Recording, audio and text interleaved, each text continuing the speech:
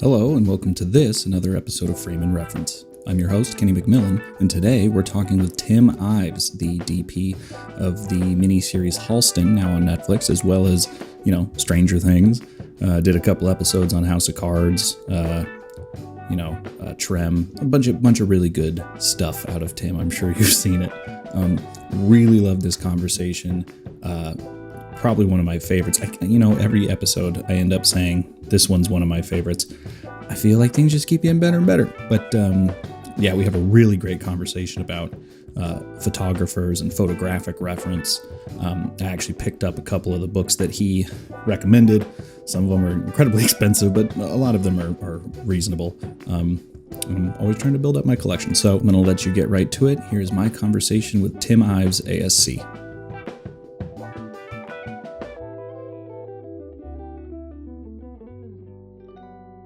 So I like to start every conversation with just what got you into cinematography. Were you always into filmmaking or photography? Did you go to school for it? I didn't go to school for photography, although I did take some cinema classes and film appreciation classes. Then I always had a still camera in my hand, or I did when I was younger, and then I sort of lapsed with it, and then came back to it and started taking it more seriously when I realized that this is something that speaks to me and I enjoy doing. Just to understand film at that point. I mean, still cameras, you can expose at a 50th of a second. It's essentially the same thing as a motion picture camera, as you know. But I think I always was a visual person, even as a kid. Whether it was like making up little stories with animals in the woods, because I lived up in Vermont, and trying to visualize those with my still camera. Make a little story. I guess it wound up looking like storyboards probably, but unbeknownst to me. But it's been photography's been with me for a while. My dad was a good photographer as well, so maybe I picked up something from him there. I saw a interview that you had done where you were saying, or I guess it was with lights, with Leica lights, and you were saying that you had, when you first got your your good money check, you bought an M6. Yeah, I got it right here. It's so Still good. Have it. Oh my God. Yeah, that was the first thing I bought. 3 lenses, and that thing has sat on the shelf for a while because of a digital. But I'm in Charlotte now on a film, and I brought that down with me here too. And I have a Q2 now also, which is just maybe the best camera I own by Leica. But that was one of those things. Both were purchased towards the end of the financial year on approval from my wife. I had to call her. I'm like, how much money do we want to spend for tax reasons? And, it's like I used to say, it's like the sign, in Bugs Bunny, when you see the guy holding the sign and he just zips out and then the sign just drops. It was like, that was me going to Sammy's camera, Yeah. I'm a big fan. I've always, for film, I've always shot on a Nikon F2 and a RZ67, but I'm really enjoying those Fujifilm digital cameras. They're very tactily very enjoyable, but the look out of them is fantastic. Yeah, they're really nice too. I mean, I decided to stick with Leica. I had a Fuji, and one of my daughters is a really great photographer, and she sort of was like, I lent it to her, and I don't think I ever got it back. But I also I'm a Nikon person. With the D850, and I just bought some vintage Nikon lenses, manual focus on eBay that I'm just super excited about. The 105 especially is just this 1980 105 is beautiful. I have that lens. I have a full Nikkor set. Wow. I mean, they're stunning, and I don't even have an 80 millimeter anymore, or 85, whatever the millimeter is, that portrait lens that everyone goes to. It's that 105 is I'm just so excited about it. Yeah. Do you do a lot of like personal filming? Because for me, my job is sort of also the personal work. So I'll chuck on those Nikkors onto my C500 when shooting a lot, even though they're stills lenses, but I'm usually pulling my own focus, so it's not as big of an issue. I don't, outside of filmmaking, I don't really use any of these cameras for recording videos unless it's like, just kids running around and that sort of stuff. And my Sure. still photography is probably mostly landscapes. I still haven't quite mastered that being able to go up to somebody cold and saying, "Hey, can I take your picture?" It's like I just feel like it's such an invasion, and I need to get past it because I have so many friends that are amazing photographers, and they're like, "It's no problem. Most people want to do it. If they don't, they'll just tell you." But still, I was going to take the online Annie Leibovitz class because I feel like she's much more. I feel very akin to her as far as like lighting and working from an emotional Standpoint. standpoint versus technical because I like to think of it like in terms of the story you're trying to tell, and when I start getting too technical about it, it just takes away from that. I took that master class, and you're right. It is very there's almost no technical information. That's She what I mostly love. Yeah, yeah. was it She good? was Did you like it? yeah. At the time I was trying to get better at portrait photography, Yeah, and so I was looking for more technical information. But I think once I think you might agree with this. Once you get past a certain level of technical knowledge and it's in the back of your head, any more is just reinforcing what you already know. There's not like at a certain point there's no new information under the sun in that regard, and you need that like how did you shoot a portrait session with the queen? You know what yeah. how did you work with her? It's really that's the biggest thing is like how do you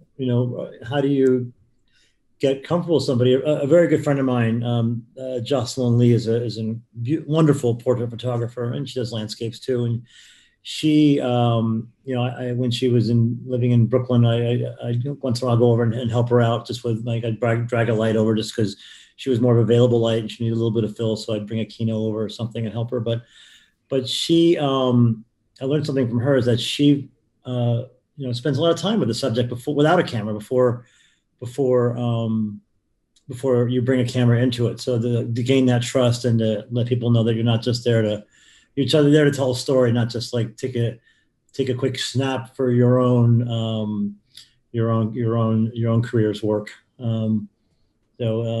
Yeah, she and also Will de Baron, who's my B camera operator. She's also an incredible photographer and does the same thing. Yeah, it's there's definitely yeah, I haven't figured out street photography either. It does feel very, that old adage of like, oh, it steals your soul or something, but it can feel painful to just walk Well, up to someone and be like, gimme, you know? well, you also, I mean, sometimes you're walking down a street and then all of a sudden the light is amazing and it's hitting something or somebody and they look amazing. And in New York, you find, people will walk out in a non-pandemic world, they walk out to be seen. A lot of people do. And Sure. so the truth is they'll probably be, if they are wearing something that's funky or doing something that's just different, then they probably want a little attention. But I'll let you know. I'd like to get better at it, and I don't mind. I don't mind the journey to figure it out either. It's been a long journey so far. I definitely haven't mastered it, but I guess you Sure. don't really want to master anything because then what is there to learn? No, oh Yeah. man, that's the big thing too. Is like I recently, I don't know if you feel the same way. I started to love failing. I really enjoy it because not in the sense of like, oh, I've ruined my career, but like when you blow it and you learn something and you go, oh, the world just opened for me. There's a whole new series of things that I can learn that I didn't know. You don't know until you don't know or do know. That's a really incredible thing to point out, I think, and for people that are starting out, and even just kids, trying to get through high school. It's like failing is not really failure unless you don't take anything away from it, unless you don't learn from it. I think that most cinematographers, myself, and I mean, I would imagine everyone has a story where they screwed up things, and I mean that's how we get better at what we do is by something coming out a little differently than we thought, or having to confront a situation, that puts you at a disadvantage, and still be able to get through it. Yeah, failure. The term doesn't really mean what most people use it for. Yeah, it's a great learning experience. I think the other problem with the failure is it's too close to final. Yeah. It's not the end. Hopefully you're failing at when you try something, not just like, I think if Oh, you yeah. apply the same knowledge you've applied for 15 jobs and then you blow it, it's like, well, that probably wasn't the same No, thing. But if you're like, I'm going to if you try a new blow it, lighting if you blow the technique. same thing twice, especially on a gig that that's not just you filming your kids in the backyard, then maybe you got to figure it out. You might not get that third chance. Yeah. Did you, when you were coming up, did you have the opportunity to sort of practice your craft sort of at home, or did you always have to find a job to sort of hone that skill?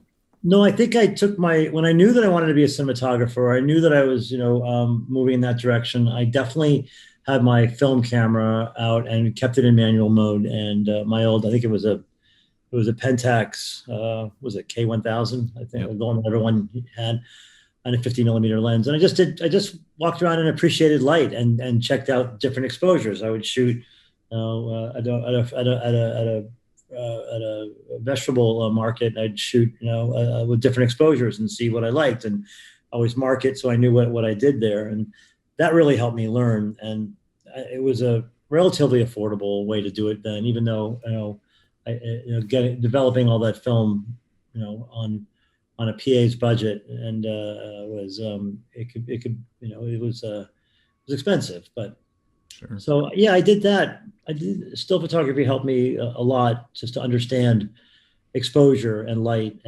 appreciation.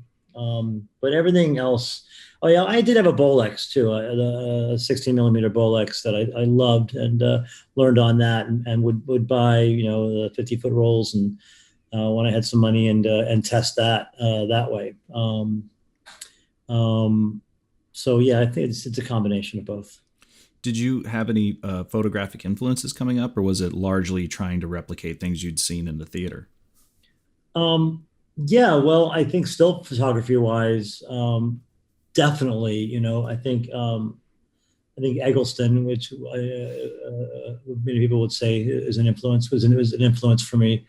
I mean, there are so many. I mean, there's the painters, the Dutch masters, of course. It's the usual crop that you probably hear about. But my wife and I are still avid collectors of photography and photo books. And when I first started, assisting, I was working with Arthur Elgort, who's a fashion photographer, made famous in the 60s. And I, watch him. I work with Philip Dixon also. I worked with Robert Frank. I mean, just Philip Dixon was many times, Arthur was many times, and Robert Frank was once on a Patti Smith video that I'll never forget it as long as I live. But just being in the same in his presence. But Robert Yeah. Frank is obviously, and Diane Arbus, and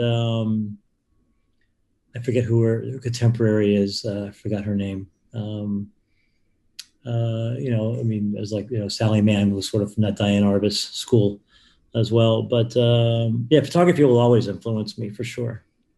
Are there any, I actually just started collecting photo, but like recently, especially during the old, the pandemonium, the panda sanctuary, the pandemic, I bought a huge lot of back issue American cinematographers off eBay.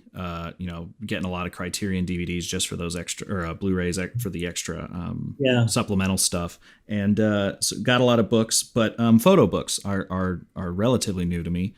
Are there any that you suggest picking up? I have a bunch with me here in Charlotte. If you give me a second, I'll just go and look at them for a Yeah, second. please. I'll bring some of my favorite over. Yeah, Okay, here you go. yeah. Saul Leiter. One of it didn't. He didn't really. He didn't really. He didn't unfortunately live long enough to see his fame. But his use of color and his use of reflections through glass is just absolutely stunning. Um, his work, his work in New York and elsewhere is just to this day still so inspiring. And seeing he did a lot of reflections. Oh He wow. work with reflections, really beautiful. This is a must have. And then we have lots of Egglestons. I got like a bunch of them here. This is somebody that my producer on Stranger Things, Ian Patterson, turned me on to. I didn't know him, Luigi Gieri. I'm not sure if I'm even pronouncing it right. Kodachrome, Italian guy. Oops. Oh, fantastic! Just beautiful composition. Just beautiful.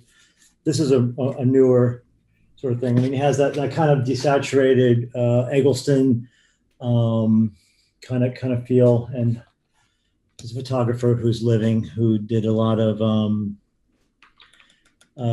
seaside portraitures. I can't remember his name right now. I'll remember it. Okay, I got more. Eggleston. One of my favorites right here is Tina Barney. She Oh, wow. she did a lot of portraits of her family in the 70s and 80s that to this day I still love. And this book is a main reference for lighting right now on a film I'm shooting. I was trying to find something here that, I mean, her portraiture is pretty remarkable. Her use of color, Oh my goodness. really, really wonderful. And she captures this sort of bougie upper class that's like, that's just remarkable. This is going to keep going on. I'm a big fan of Linda McCartney, Paul's deceased wife. Her access to rock and roll back then was remarkable, and she was a really good photographer. I got a couple of hers. This is one of my favorite ones of hers. She's wonderful. This is also a must-have. Most cinematographers know him, Philip Lorca de Corsia, who does work that looks like it's natural light and caught, but it's all set up. Oh wow! Like hyper real lighting in a natural setting. That's pretty cool. Yeah, this is a must-have book. I think I've referenced it maybe on every single job I've ever done. You know, that's fantastic. And he did a lot of New York Times work as well. Again, my friend who I mentioned before, Jocelyn Lee, her work is stunning. Portraiture, one of my all-time favorite portrait photographers. Wow. It's just, natural light. It's just beautiful. She's doing a new book out on skin and aging. Of course, Bruce Davidson is great for that in the 70s New York thing. Stephen Shore, you can pick up any book by Stephen Shore. Yeah, And then here is the painter that is probably most I reference on every film. John Register, who's amazing. Larry Sultan is fantastic. He actually did a lot of work on X-rated sets, which is interesting, but not my favorite of his. This one is a lot of that. Yeah, this one is in Los Angeles. I think Los Angeles. Yeah, just that cover. That cover looks very hills. Yeah, it's a good book. But let me Oh wow! Really interesting compositionally. Fred Herzog, Modern Color, really, really great book. And this one's a good reference for something I'm going to shoot this fall. As is John Register, that sort of framing within a frame and color. Yeah. Really, really nice. That's fantastic. If you've got any skin in here too. Really, the most important thing is skin, because, like I was saying, like when you're walking down the street and you find that light that we were just talking about, and you're like, oh my God, I wish I had my camera with me. It's like, it's just amazing. And then I have another Stephen Shore book, but those are the ones that I took with me on this job, on this film I'm working on now. But a lot of them translate, for so many other things. But, yeah, That's Yeah. fantastic. I'll have to pick some. Yeah, I've got Brooklyn, the Rebecca and Alex Webb book. Um, what do we got? Jeff Bridges. I like Jeff Bridges. Oh Sort of yeah. widescreen. His what's that called? The that widescreen camera that he uses. It's not a Uh, Lomo, is it? Or I don't know no, what. it's a shit. I'd have to I put gotta this. like. I gotta get. I don't have anything of his. What a decent human being he is too. Oh yeah, I've heard. So this is he goes wide. Excuse me. Does it say right up front what camera he's using? It's got a couple of his like selects. I don't know if you can, but like Yeah, that's a it's fun hard to one. see, but I'm gonna look it up after this. Yeah. Let me see if I can figure out. Oh, there's like a whole intro. But yeah, since he shoots all these wides, he's got these amazing like double wide Oh wow. prints that you can Oh and yeah, just look at that. and just his access obviously to um, sets that he was on. You Right. get all And these so, insane behind the scenes things. Oops. it's so Uh, smart of him to keep that camera right next to him. So like when they're lining up a shot on him, he can just take a picture of it. So it's a point of view that none of us ever really get. We're always, so few get that. We're always on the other side. Super educational. I will say to your point about not having your camera on you, my favorite setup right now, if I can get the battery grip off, because that kind of defeats the purpose. I was just in South Lake Tahoe, and I was able to get a bunch of great photos because this setup fits in my pocket. It's just the little Fujifilm X-T3 with the Oh, with the 27 pancake. oh, beautiful. So that's, I mean, just I'm having so much fun because this is a jack, like poofy jacket. Just chuck that in your pocket Yeah. and pull it whenever. That's a fixed lens on there. It doesn't come off, right? No, it does. It does. The X100 is the fixed lens. Right, right. I So think the my thing daughter, yeah, go ahead. I was going to say, the thing I like about this is I'll keep this on for most of the time. And then if I ever get a professional job, I'll use a real lens, but quote unquote. But this little pancake is just such a joy. It's nice and small too. Yeah, yeah, it's like the size of my palm. The lens cap is almost adding too much bulk to the front. Yeah, those Fujis are great. I think my daughter has an XT2. Yeah. Yeah, they're dynamite. Um, do you think is there when you're looking at composition, especially using those references, where does that reference kind of fall apart when it comes to cinematography? Because there's a lot of photos that are just, I think, Dad Robot. Mr. Robot was maybe a little more adventurous in the compositions. Maybe that might be a little more photographic. Well, yeah, I mean, I think it can fall apart once you start moving the camera. Like in stills, we just take the shot and we're done, we're out. But I do like to move the camera for storytelling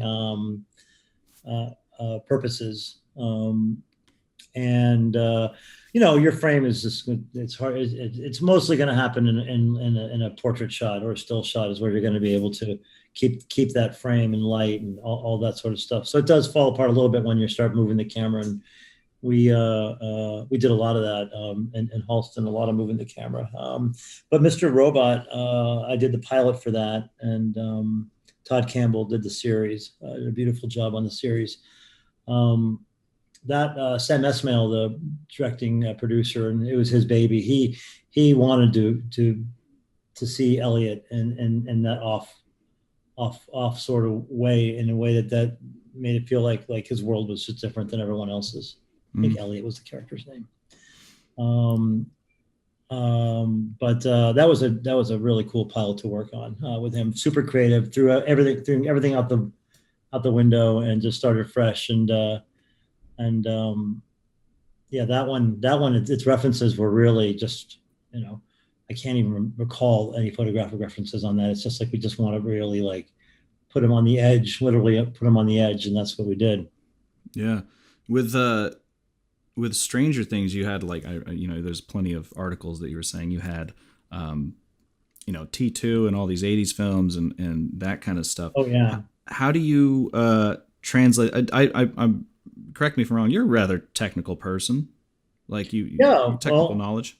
it's not as much as others probably, but certainly you have to know the tools. Yeah. How do you translate I mean, this is the $1 million question, right? How do you translate that cinematic, old school, big air quotes film look into a modern, like, is the red really instrumental in that, or could you do the same thing with Ari? Is it the lighting, because you need harder lights back then than you do now? How do you sort of translate that?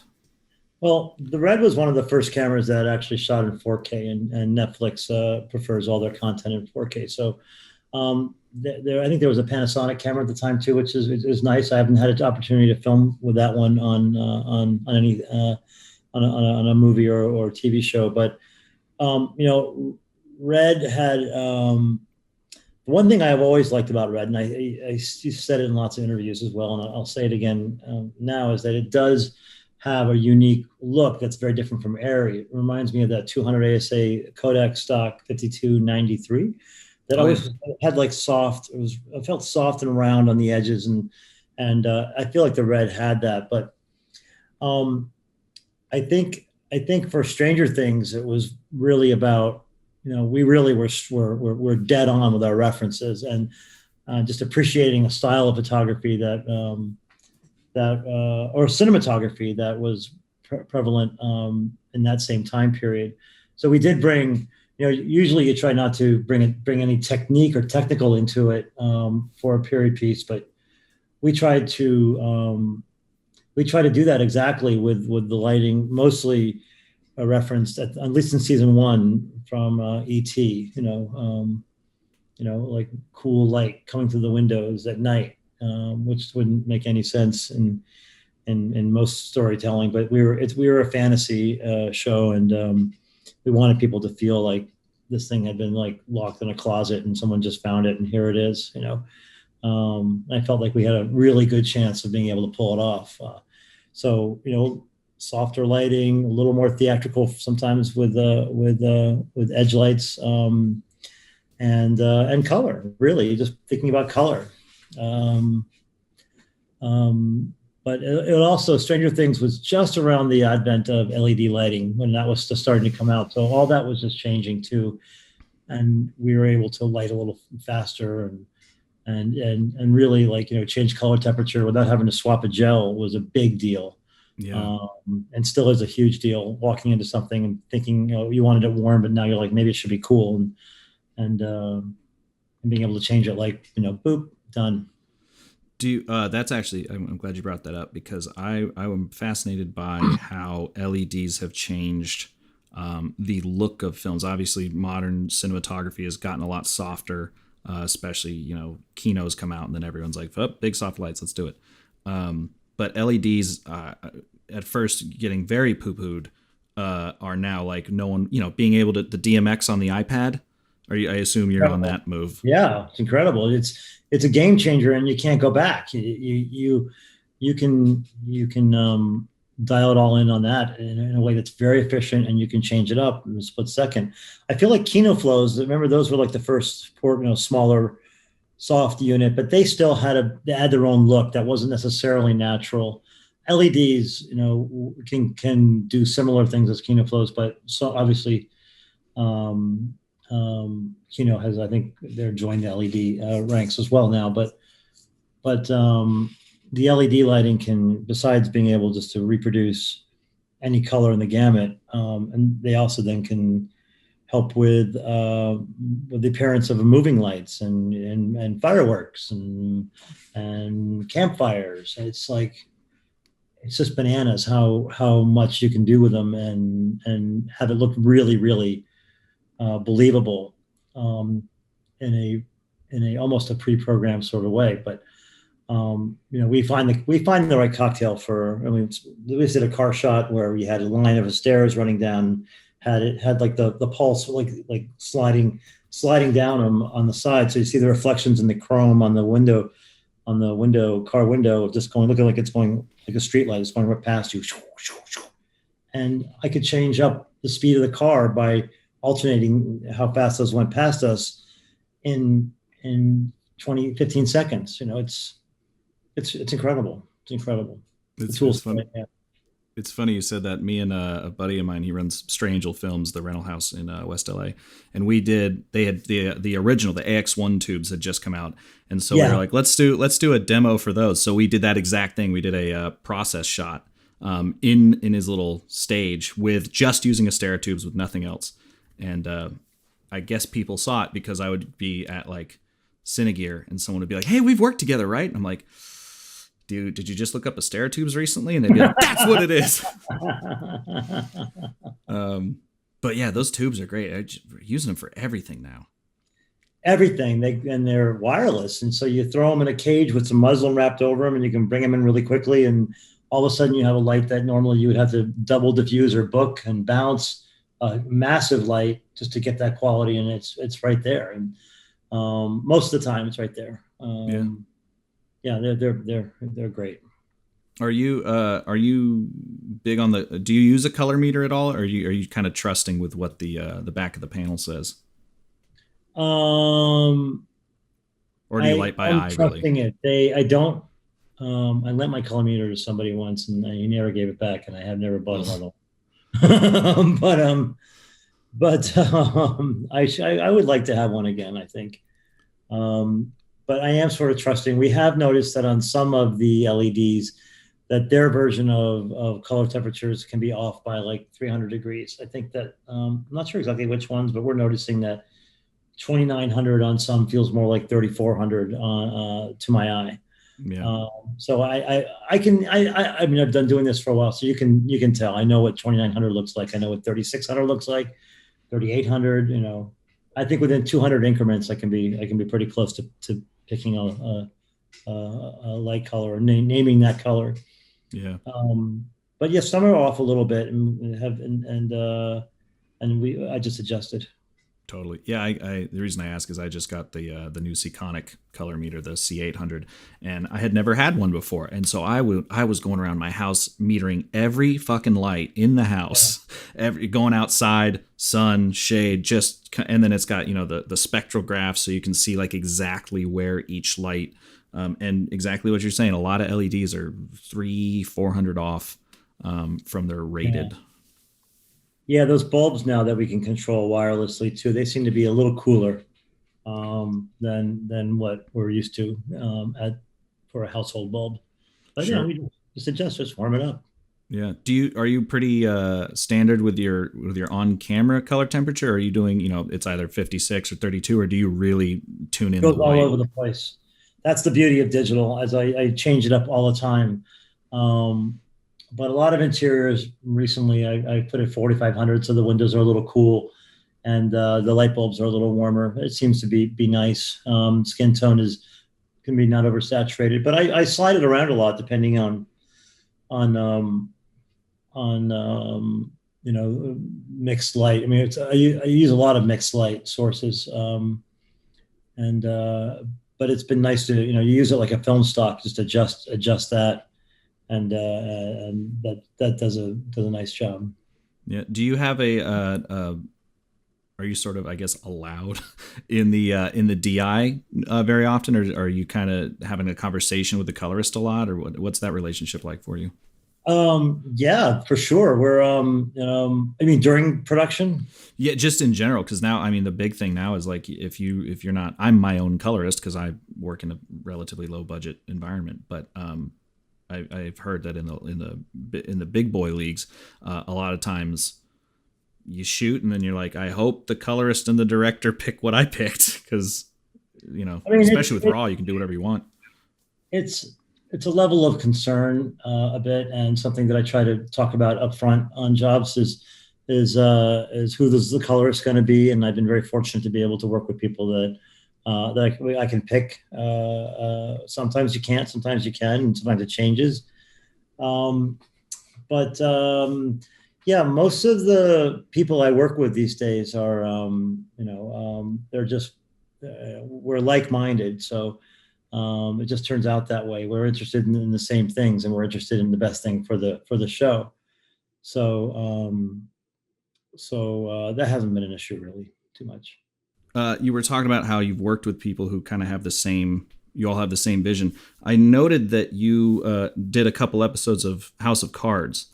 And I was wondering what that experience was like, and if you learned, because that's a very. I was just talking in the last podcast about how specific David Fincher is with his look, but I know he wasn't necessarily fully hands on with that whole series. What had you learned on that show, if anything, and how were you able to apply your own sort of Well, impetus? it was season one, and Igel Brild was the cinematographer. He's the cinematographer of season one. He had some unexpected thing that he had to leave on, and I was asked to come in and finish up the last two. And I obviously did not want to rock the boat. I'd worked with Alan Coulter before, who was the director for the last two episodes. We know each other a long time, and Alan's a very buttoned up director. And I also knew David. I'd met David a couple times in the past, and I know I know him, and I know how he thinks. And I mean, it's just I'm not, I'm not that close with him, but Right. I know that to pay attention to every word he uses in a sentence when he's describing something. He expects you to take that direction and not misinterpret it because he says it clearly. So I know that about him, and I think that served me well. He would watch dailies every night on it. I came in and, like I said, didn't want to change it up too much, but I also knew what I felt like. I took a couple chances in some scenes, just knowing that knowing what I've seen David done in the past, and can't. I just remember it was I can't remember exactly what scene it was, but I know that I took a chance. He was very lovely about all the work that I did on that. But I did learn, David's use of color is sometimes can be very monochromatic, and we weren't.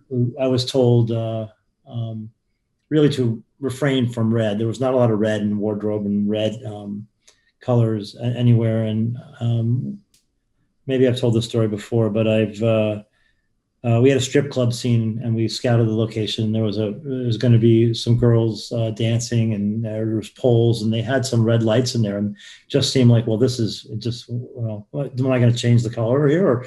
So I asked him. He said, no, that's completely fine. That makes total sense. And I said, okay, so, but other than that, you're not a big fan of using red. He's like, no, he likes red when you see it in blood.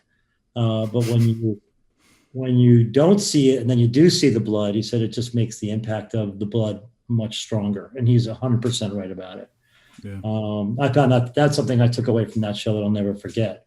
If you're going to do something that you want to have an impact, like even in Gone Girl, I remember seeing that scene. There's a murder scene in it that's just, the blood just was like, you didn't see red until then, and then all of a sudden you see it, and it's just unbelievable. Everywhere.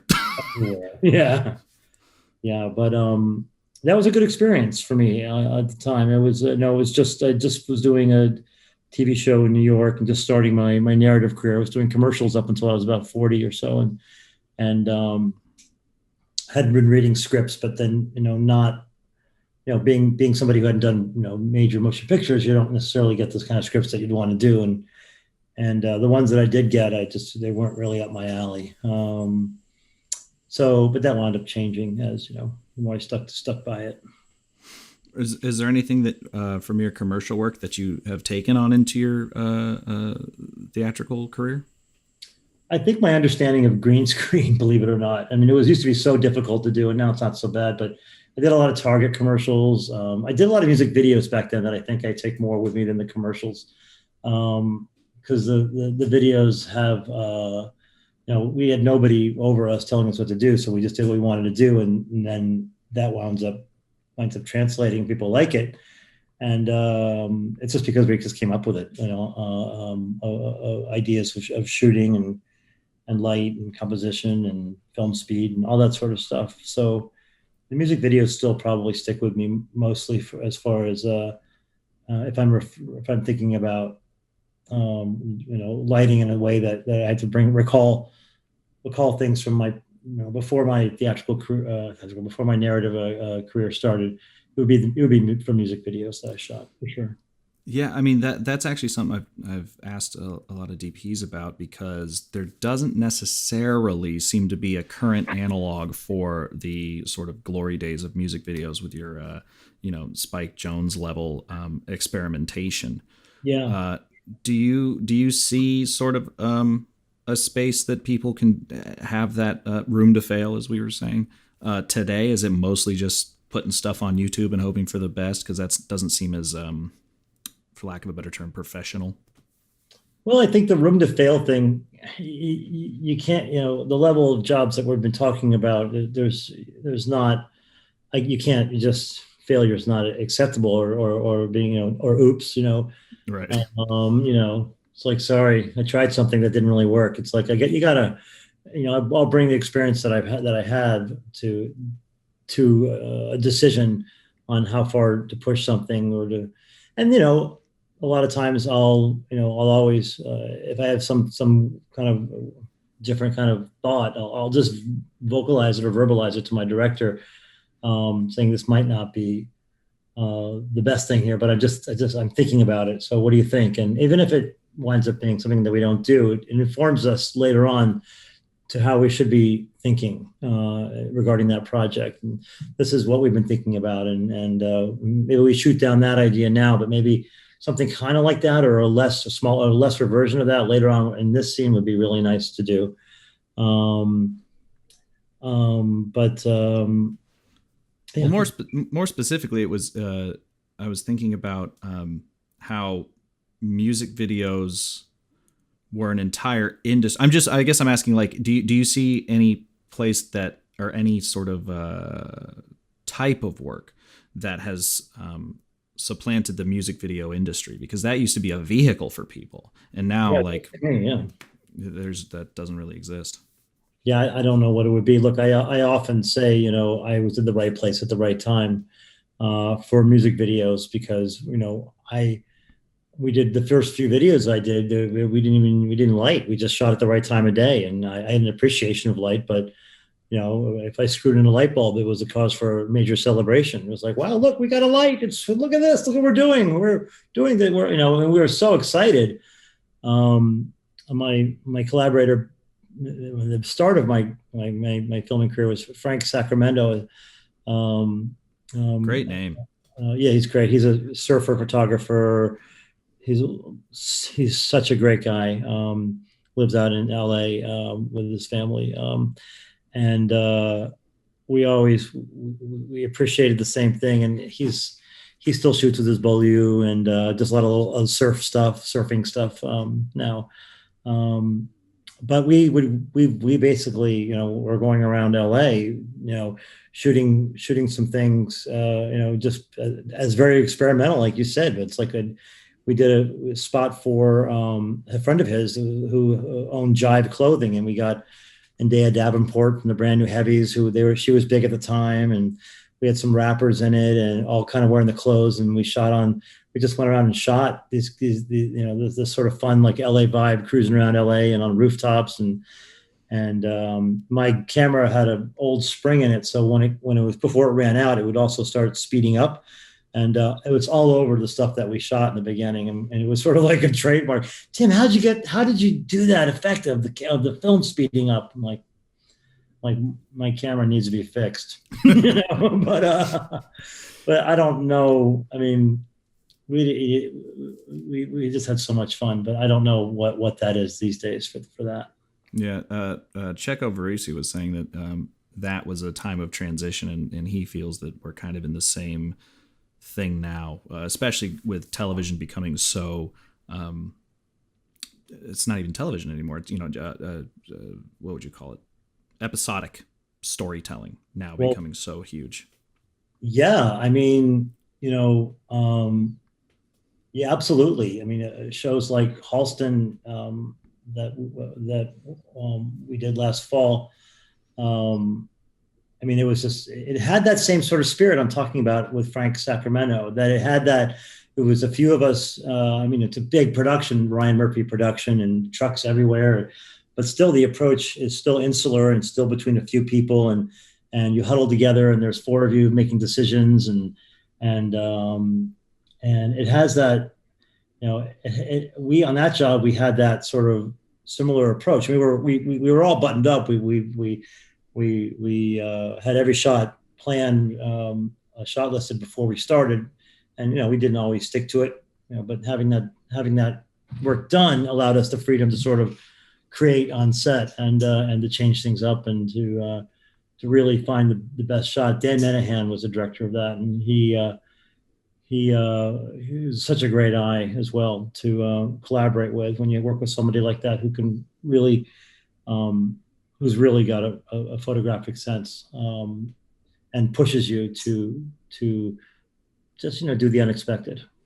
Yeah, because I'm glad you dovetailed for me. I was going to ask, because you shot during COVID, did that feel more sort of indie, that production, because it had to be so pared down, or was it kind of more of a hindrance, but you got the job done still, same kind It of was a scope? hindrance. It was a hindrance. No, it was definite hindrance, and something always in the back of my mind was like, this needs, like everything that we work on, we want it to be the best version it could possibly be, but we knew that no one was going to look at this and say, if we didn't bring our A game, or if we weren't able to bring our A game, people were going to be like, oh, well, it was during COVID, so I Right. understand. So that was something that I thought of every single day, like got to make sure that we're not cutting corners. And there were a lot of times when you couldn't have as many people around, and we were also nervous, Frank, because we were the guinea pigs for putting all those people in a room together and filming, and you know nobody wanted to get sick, nobody wanted to get anybody else sick, and it wasn't lost on me that our cast was trusting us to keep them healthy. Um, so yeah, there's a little more pressure. There's always pressure, but it was different on this one. And I mean, we still managed to Yeah. have a lot of fun with it. I was able to catch the first two episodes the other night, and I was really impressed with um, how well you used window light. There's a lot, especially. I mean, I know I've seen you do a couple interviews about Studio 54, and I've yet to get there. I'm headed Yeah. there. But those first two episodes are very naturalistic. Can you talk to me about how you got those very beautiful sort of window light scenarios? I can do a degree. Halston was an interesting project in that they had started um, before COVID hit, and were in and had actually shot the first episode beforehand. Will Rexer was a DP of the first episode, and Will and I are friends and admire each other's work and feel like we're kind of similar in some ways. And we have mutual friends outside of the business too, which is kind of funny. Yeah, Will, I'm sure, would tell you that he used a lot of bounces outside of windows for that first episode. And then when I came in for episode two, and there's some leftover footage from some of those fashion shows that are in there as Mm, well. Will had shot those, but in further episodes, 2, 3, 4, 5, we did a lot of bounce lighting, like you noticed, from outside, and let the practicals play on the inside, but tried to keep the light, feeling motivated, like I'm looking around in my apartment right now, just naturally through the windows, and certainly LEDs were a big help for the 360 light panels were a big help for that. sure. Um, and then, we're more traditionally when we had bigger sets, which you'll see in one of the Versailles. I think Versailles might be episode two. Where the Um, yeah, where the yeah. sort of theatrical, Oh, okay. literally Yeah. like in a So theater show. Yeah, yeah. So that and the workspaces there, and the dilapidated house that we found up in New York, that to be for Paris. Um, that was all high bounce light coming in, mixed light sources on the inside with work lights mixed with bounce light coming in, and letting characters as Halston walks through that upstairs workspaces, letting him dip in and out of the light a little bit too. Um, And the cameras today also that was with the red Monstro as well. They're so good in low light that you can really, you know, you don't need as much fill at times for certain things. But yeah, I'm a big fan of lighting interiors from the outside, maybe daytime interiors. Yeah. Do you do any not like compulsively, but I'm sure you have like kind of go to techniques. Are you when you go for a close? I assume you're lighting for the wide, and then when you hit close ups, do you modify at all, or are you kind of just really hoping that initial setup Um, works? Not I'm hoping, but I you am know what I mean. absolutely thrilled when I don't have to modify it. I feel like the greatest thing is like, wow, this works all the way through. This is so exciting. It's great. But a lot of times, yeah, you have to change the fill to key ratio a little bit, and or soften, a light to not be so harsh on an actor. When you're in a big wide, it can have a little more oomph to it. But then to keep it natural, I'll bring in either more fill or diffuse the light differently, or add a second diffuser to it, or change the light up altogether and do something different to give good close up lighting. Yeah, going back to the idea of shooting large format now, are you kind of like, I'm not going back to smaller sensors. I'm stuck on large format now. Well, my first time I did that was on Stranger Things. I think was that the third season went large format. I think so. Yeah, well, like Athalia's. That's when they came out.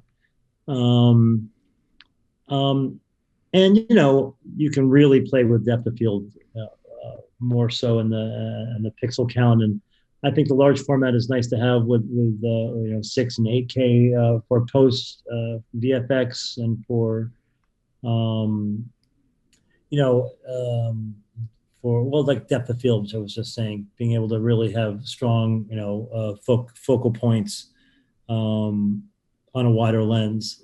It definitely is nice. But I mean, I've seen so many beautiful. We've all seen so many beautiful movies that aren't large glass, large Of format. course.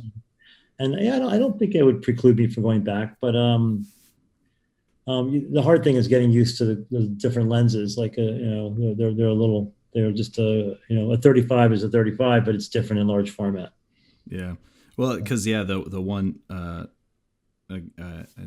think I just said this, but I was watching the episodes with my mom because I was visiting her this weekend. Which those first two episodes, uh, intense to watch with your mom at points.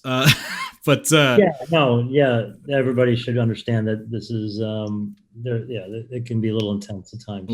little luckily we're both adults. But there's one moment where he's being told, we'll give you like 7 mil, and the slow push in that just suddenly like razor thin on his eyes. I was like, this has got to be, not that you can't achieve that with any other camera. Of course, we've seen very narrow depth of field, but Yeah, those are a couple of things that Dan wanted to do on those. Those were the camera was quite close to you, and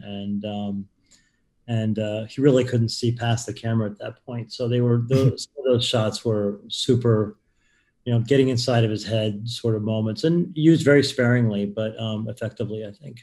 yeah, totally. Yeah, no, they were, you know, I mean, I'm even probably lighting up to like a 5.6 or an 8 on those shots. I'm so close to it. I needed to give.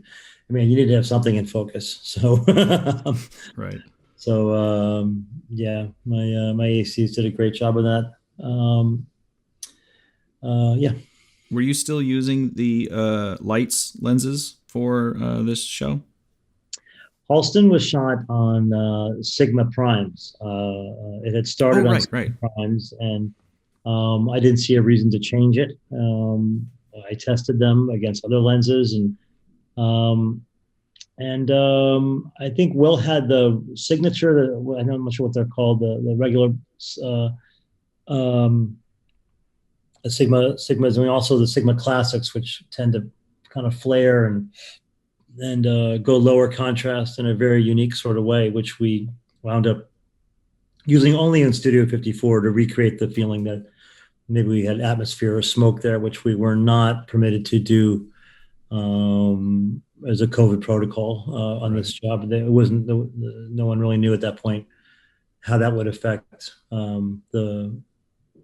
the spores, the virus, whatever it's called. Yeah. How do you um what's your opinion of the sigmas against something like a like or lights it's gonna take me forever to get out of that habit. The Leica lenses or maybe the master primes or something like that, because they all are pretty neutral lenses, right? Well, the master primes, I think, are those ones. Those are the super sharp ones. I mean, I look. I don't own lenses. I don't own any equipment because I like to try. I like to think of the. I like going through the process of looking at lenses for everything the director and I have spoken about, and what feels right. Some are sharper, some are more contrasty, some are flatter. So there's reasons to use different lenses for different shows. The Leicas, we like the Leicas a lot for Stranger Things, and I've used them on other shows. We used, like I said, the Sigmas on this show, and now I'm working with some vintage Panavision lenses on the film I'm shooting now. Um, I do have some favorites out there. I mean, I think the Leicas are always going to be a favorite of mine, but I do love Panavision glass, and Oh, sure. it just I'm it's like candy for me. Yeah. I we're coming up on time here, which sucks because I'm really enjoying this conversation. I kind of wanted to quickly. I forgot to ask when we were talking about Yeah. photography because that was we're enjoying the conversation. But was there any fashion photography influence on the cinematography of the show? Um, I don't know on Halston if I do, no, I think, well, let me put it this way. For Halston, I looked at, the Ian Schrager book, Studio 54, for a lot of that. And we looked at a lot of, archival photography of Halston, Liza, and his house, the places that we were going to be filming in that he actually were at. We just looked at mostly at the historical photography that captured Halston's life. And and no, I don't think on this one that I really went deep on my photographers. I wanted to capture, um, I wanted to capture this not with a treatment of a look that said it's a period piece. I wanted to let the characters live in full color, like they actually did back in the time, and like everybody did. I mean, we're finally seeing like World War I photography in color or painted, or World War II. We're seeing more of real color Yeah. cinematography there, and when you see the stuff restored and it's not steppy and it's all 24 frames. I mean, Peter Jackson just did that wonderful World War I. Oh, so amazing. It was so amazing. Um, that we thought growing up that everything was black and white, but you realize that people live with color, if not more color, or the same amount of color that we have right now. So I didn't really want to. I wanted to put them in the real world, which has color in it. And that being said, for Halston, color did evaporate out of his life a little bit towards the end, and we pulled it back a bit in tonality, from his heyday as a designer to his downfall. Um, we dropped out of it a little bit. Talk about having red in a shot. His whole office was red. Um, it works for him for sure. He was quite the personality. Um, but no, I don't know. I think Dan and I just looked at a lot of references that on Halston's life as well. Yeah, For sure. yeah. Um, Before I let you go, I like to ask, and I screwed this up. Sorry to everyone. Screwed it up in the last episode. Didn't ask him. I like to ask everyone the same two questions to end. And so the first one is, what is the one thing that you can point to? And it doesn't have to be the one thing, but just like off the top of your head, one thing that either whether it be a decision, life change, or a piece of equipment, even, or a resource that you can recall bringing you to the next step in your career. So what is like a piece of equipment or Just any, like, some people point, they're like, the day I bought a light meter, my whole life changed. Or we had one guy who was like, he's a one guy. It was Jay Holben. He was saying just even shooting shadow side, like the second he started shooting shadow side, his whole career changed. Or one guy said learning to be kind, like just learning to be kind to everyone and really working together, stuff like that. I think whoever that one guy is that said learning to be kind or embracing kindness is has it. I think that's really it. I think, the wonderful thing about this business is, and it attracts very like-minded people, is that, we all come together like a circus, and we pop up our tent, and then we perform the circus, and then we take the tent and we disband and we go. Some of us stay with in one tent, but then some of us don't see each other for a while. But I think learning to work alongside people and handle stress and to be kind. I was going to say smiling is a very important part of it, and thank you is a very important part of it. And people are working their asses off to get our visions made, and I think including everybody in that process and making them feel a part of it, because they are a huge part of it. We can't make this film, we can't make these shows without all of us as a collective. I think just sharing that experience with everybody and having everybody feel a part of it is really, besides being great, creating a great on-set morale. It's just, I think I benefit from it greatly. Trying to be, not trying, but just, not freaking out if I don't, Sure. if I can avoid it. Yeah. I'm not always the best at it, but I try.